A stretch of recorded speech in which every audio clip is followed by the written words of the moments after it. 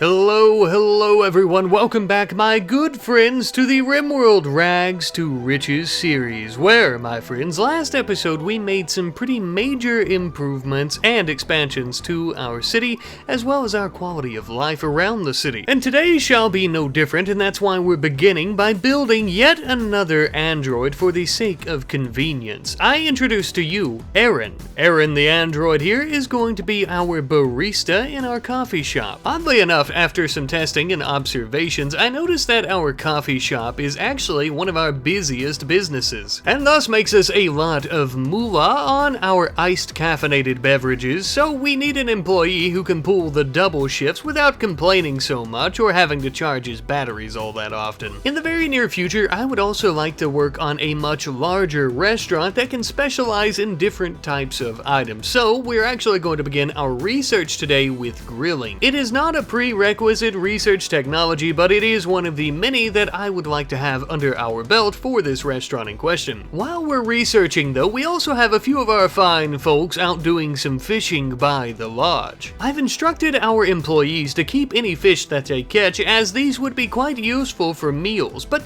in particular I thought that they would be great for sushi, of course. That's right folks, it's finally time that we build our sushi restaurant. And or sushi bar. I'm actually putting it on the street corner near the casino, as well as all the hotels that belong to the casino as well. That way any guest that we have with some pretty deep pockets might just be interested in purchasing and trying some of our delectable delights. As you can see, it's nothing too complex, a simple kitchen with a simple food storage area where we are going to keep our fish and rice frozen, as these are the main components for the sushi. We also have a dining room where everyone can enjoy their fishy treats, and I also threw some vending machines in there as well, just in case they decide to come in for maybe a midnight snack while nobody's manning the register. For now, we're only going to be serving some pretty simple sushi bowls, as I don't currently have enough fish in stock to really make anything too out there, but that's quite alright, as we'll be able to make plenty of diverse types of sushi once we have quite the stockpile. Here's hoping it fetches us a good bit of money. Though I do believe we're going to have to build another android to get someone to man this register, as for now we don't currently have anyone that's capable of it who isn't already busy on another register. A problem for the future though, because right now we kinda just need to focus on stockpiling those damn dirty fish in our freezer. While we're out by the lake though, I realized that we still have some prime land that would be perfect for planting crops, so I decided to make a pretty decent sized field where we would actually begin planting potatoes. I'm actually kinda surprised that we haven't done this already, but potatoes being the superfood they are would be absolutely perfect in many of the dishes that we're cooking.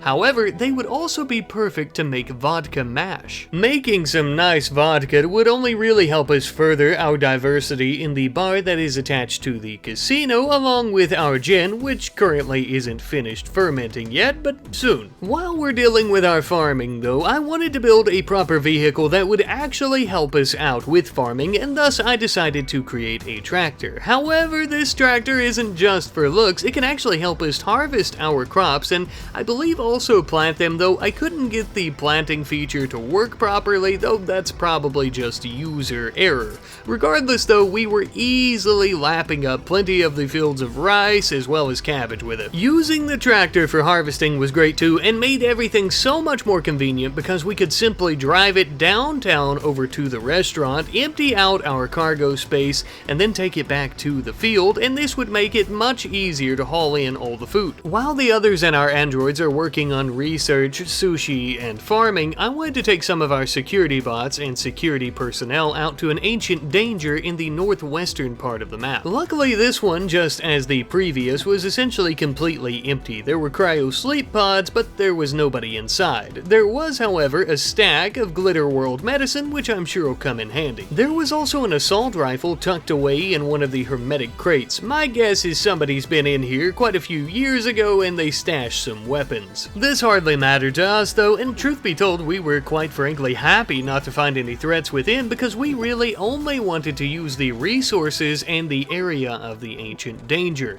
As you know, and I've been talking about for quite some time now, I want to build a private space station on Dagum, and to go about doing so, we are going to be building a mission control area within this little hill. Our mining efforts were quickly halted though when I realized that we had a raid from a bunch of dirty ne'er-do-wells outlaws from the Outlands once more. It seems they're always meddling in our business, trying to murder and rob us around every corner. It would seem that these bastards are much more well-equipped than their friends that we've seen in the previous attacks on the city. It would seem that none of them were wielding shitty scrap or makeshift weapons, and most of them even had some pretty decent helmets and plate carriers as well. Perhaps worst of all, though, was a large construction bot that they seem to have reprogrammed and repurposed for battle. The machine already had a built-in shield that was supposed to protect it from falling debris out on construction sites.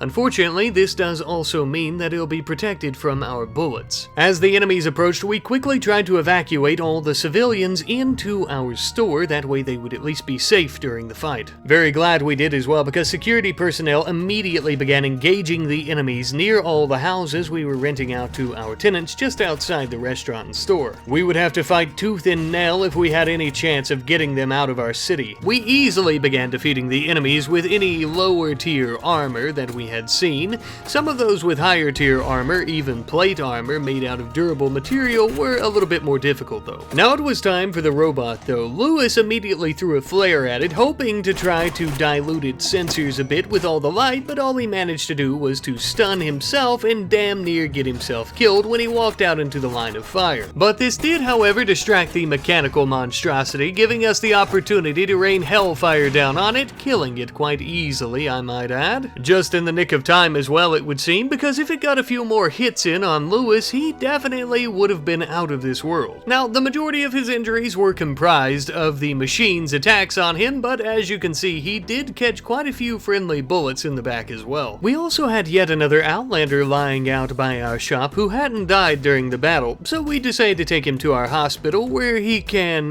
rest up and heal. Alright, look, you and I both know that we're going to steal his organs, okay? After the dust had settled, I realized we had a wetware computer lying out where we had destroyed the construction bot. This just so happens to be the brain and or CPU of the bot itself.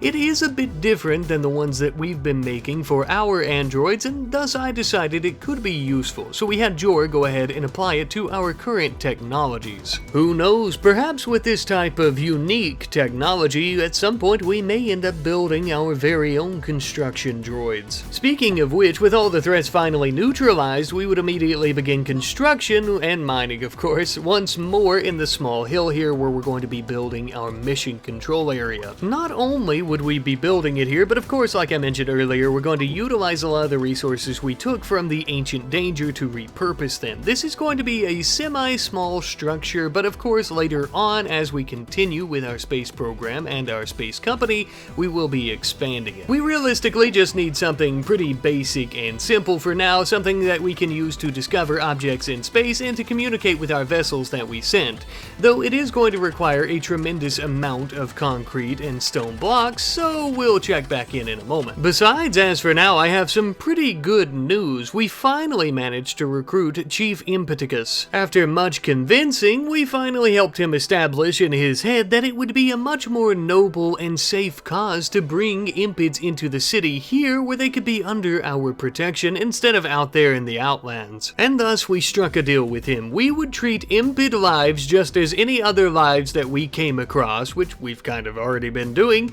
and in exchange he would join us here. I would say that's a pretty damn good deal, seeing how the chief is one hell of a warrior, and he's also not too shabby at crafting and I guess cooking, though not really for the cooking of course. Either way though, Ninal could sympathize with the chief's plight of wanting to free his people from bondage as a former slave himself. A bit of time later and I realized that many of the houses that we've been renting out don't currently have any water capacity. This seems to be due to the fact that our plumbing just basically can't support all of the buildings that we've been putting in. I have been upgrading the plumbing as we continue expanding, but it would seem our electric pumps and wooden water towers just can't keep up anymore. And that is why I feel this is the perfect time for us to begin research into industrial scale pumps. Now, what this is going to unlock for us course, is some huge water towers and pumping stations. These are going to be much more efficient than the pumps and towers that we're currently using, and added on to what we already have, they will be critical pieces of infrastructure. We would immediately get to work on this research, but while we're researching this, we're going to take a look back over at Mission Control, which appears to be coming along quite nicely. We're currently working on the internal portions of it at this point. Much of this is going to be a large section here where we're not only going to have our communications array where we can speak with our spacecraft and things that we send out into the heavens, but also a place where we can build the specialized components that we need for said spacecraft as well. Once it was all said and done, we had a very small locker room where we would actually be equipping our spacesuits before finally going out to venture into the great beyond, once we get to that point, of course.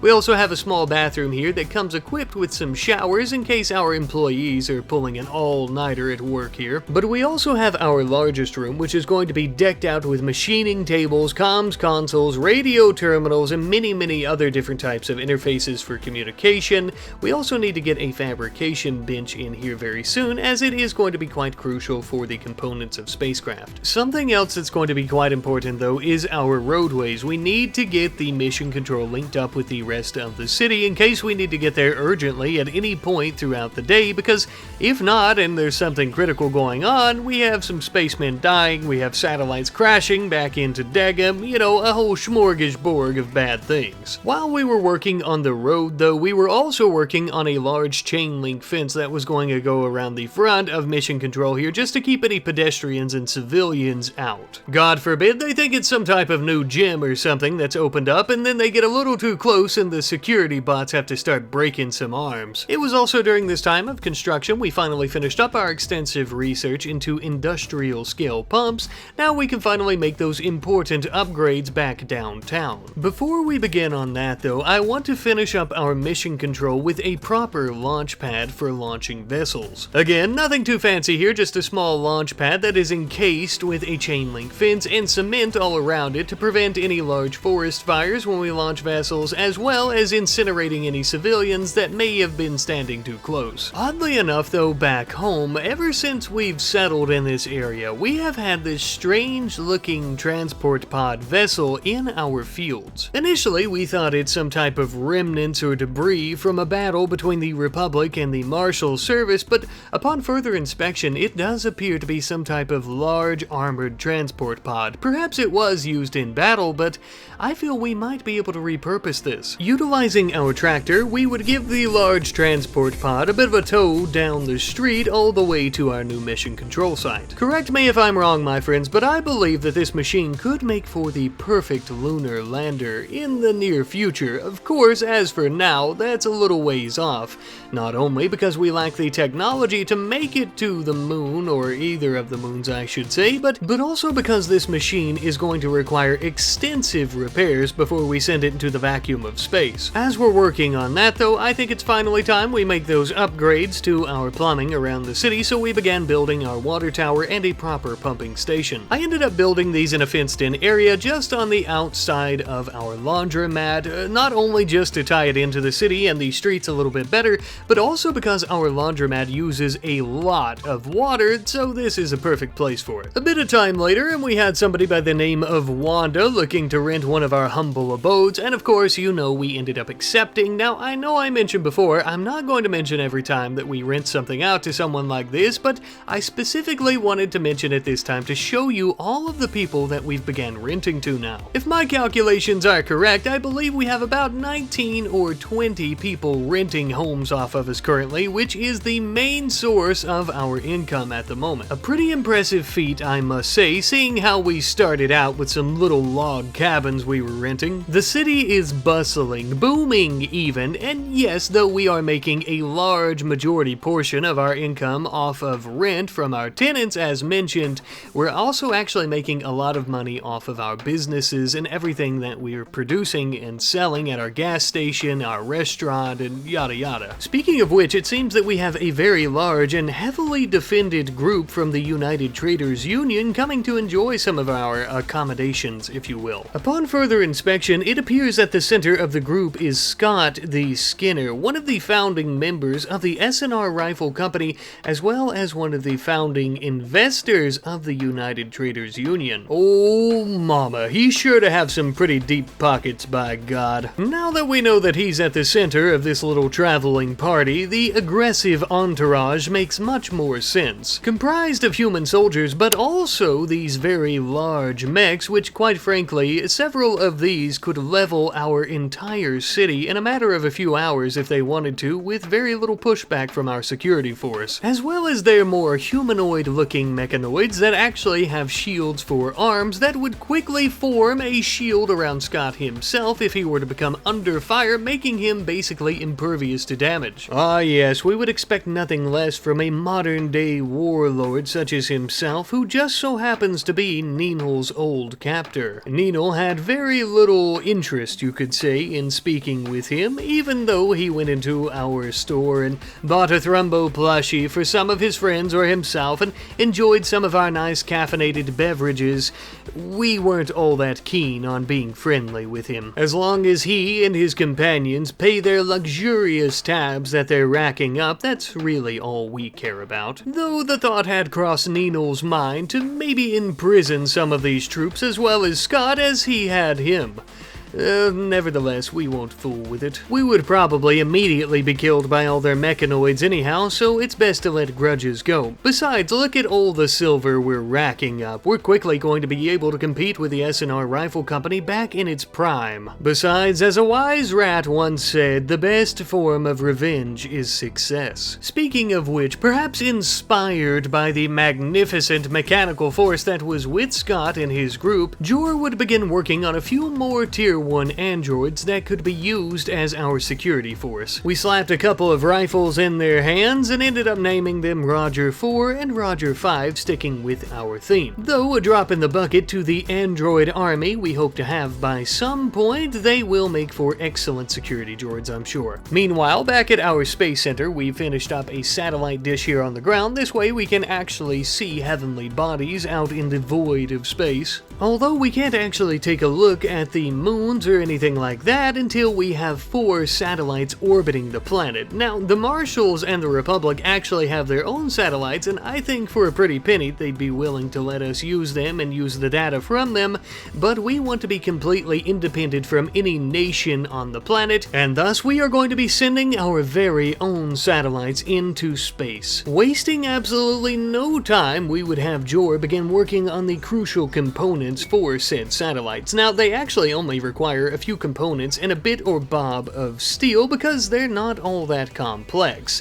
The more complex part is getting them into space. It wouldn't take Joy very long at all to complete the full kit, and now with the easy part done, it's time for the more complex issue at hand. After several days of planning, we ended up building a small rocket that could achieve orbit if we really tried, and by God, we are going to really try. Today, my friends, whether we succeed or fail, we will make a groundbreaking achievement for this company. Sending this communication satellite into orbit is simply a small stepping stone on a much bigger path. What we do today affects everything going forward. Fortune favors the bold. For our people, our city, and the reputation of this company, we shall take a gamble. We will risk it all here today, and we will shoot for the stars, into the playground of the gods.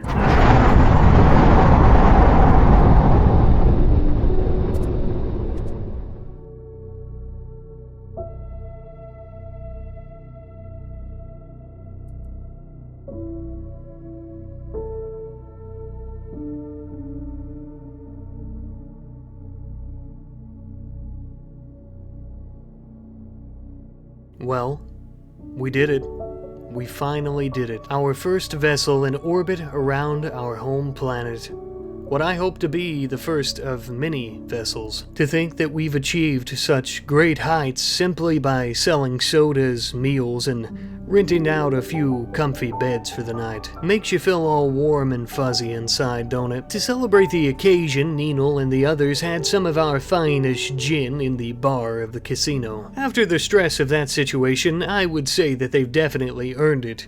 They would spend the rest of their night celebrating in the bar as well. I quickly wanted to mention as well, throughout today, outside of the game, I've had some issues with the save files, and at which point I didn't know what was going on, and after about 3 hours or so, I realized that the save files were completely fudged because of the ceiling turrets in our banks, so I decided to remove that from the mod list, and I apologize if you guys have had any issues out of it as well. I ended up replacing these with some simple on-the-ground turrets. Hope that's okay. Now then, last episode I asked you fine folks for a wonderful name for our casino security bot, and we've received the name of Chip. This name was actually suggested by two people, Love Luck Jess and Pro 546. Both of them explaining, of course, that the name Chip is because, well, poker chips, which is a really good name. I like it a lot, so thank you both. Now, our guest will know what name to say when somebody asks what the robot standing in the corner making sure nobody counts cards' name is, and also making sure that the house always wins. While we're on the topic of our security bots though, I actually had Jor begin making some mini turret backpacks for more and more of our security bots. That way, once again, we can truly automate our protection process of the city. I also had him use some of our steel to go about making some simple helmets for them, that way we can protect their precious CPUs. And after it was all said and done, our security force was looking mighty dapper and much more uniform than they were before. I definitely think these mini turret backpacks are going to come in handy as well. They would be quite useful for shooting any enemies that sneak up behind you. It's basically like having a pistol with a brain.